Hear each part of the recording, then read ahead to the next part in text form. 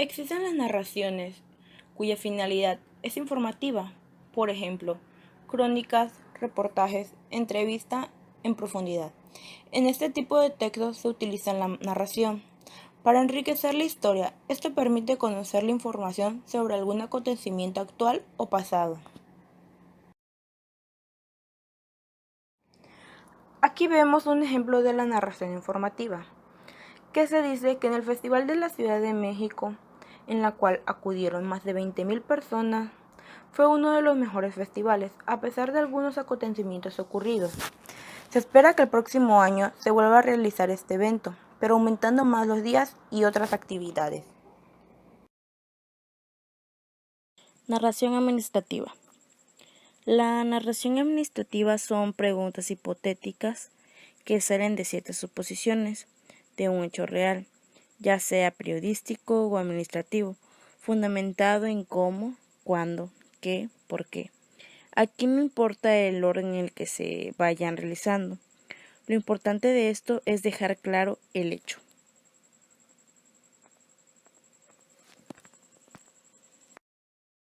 Ejemplo de narración administrativa. Informe administrativo.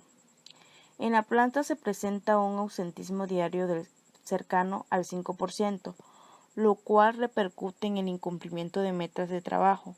Por lo tanto, los administrativos acordaron lo siguiente: que se apliquen sanciones muy severas a los que se ausentan, reducir personal mediante el uso de equipos avanzados o aumentar personal en ciertas áreas para reducir el impacto de ausentismo.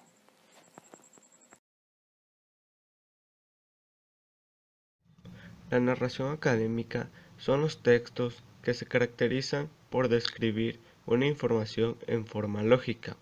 Produce textos que comparten características temáticas y se producen en ámbitos académicos. La narración técnica es el manejo de los elementos de la narración que usa el escritor para contar su historia de la manera más fiel posible. ¿Por qué es importante? El autor crea un título propio. Esto quiere decir que el autor hace o inventa el título para la historia y no la copia de alguna otra. Se logra transmitir la historia de una forma determinada. Esto lo hace el autor, decide de qué forma se presenta su trabajo. Se pueden generar efectos importantes en quien recibe la obra. Esto se refiere a llamar la atención de los lectores. En la narración científica está compuesto por ciertos elementos que usted puede observar en la pantalla. Entre estos elementos están el propósito. ¿Cuál es la finalidad o intención, el cual tenemos para llevar a cabo cierto tema de carácter científico y este debe ser objetivo?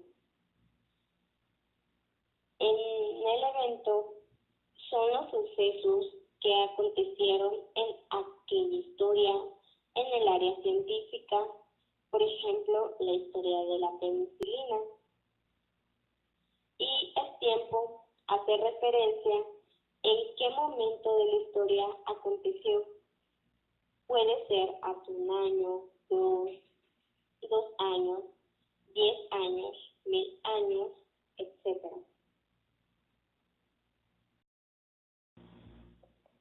En la pantalla hay un ejemplo que aparece acerca de la penicilina. Ahora es identificar aquellos elementos que se utilizan para la narración científica. Uno de ellos, como vimos anteriormente, es el propósito. Esta aparece en la segunda línea del por qué hablará de este tema la persona que escribe este texto. En el evento fueron los sucesos del aislamiento del cultivo puro por la expansión de la colonia del moho de los estafilococos.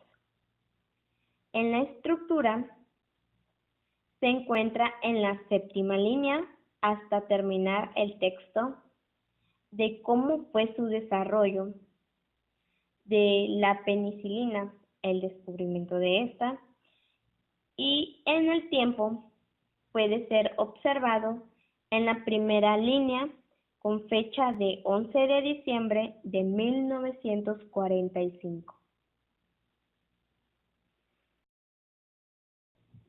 En la narración literaria, el narrador empieza a relatar una historia. En este tipo de narración puede ser real o imaginario, dependiendo del autor. Este tipo de narración lo podemos encontrar en el cuento, que es un relato más breve que la novela. En el cuento, los personajes pueden ser humanos o animales que pueden hablar. En la novela, los personajes protagonistas o secundarios se encuentran en un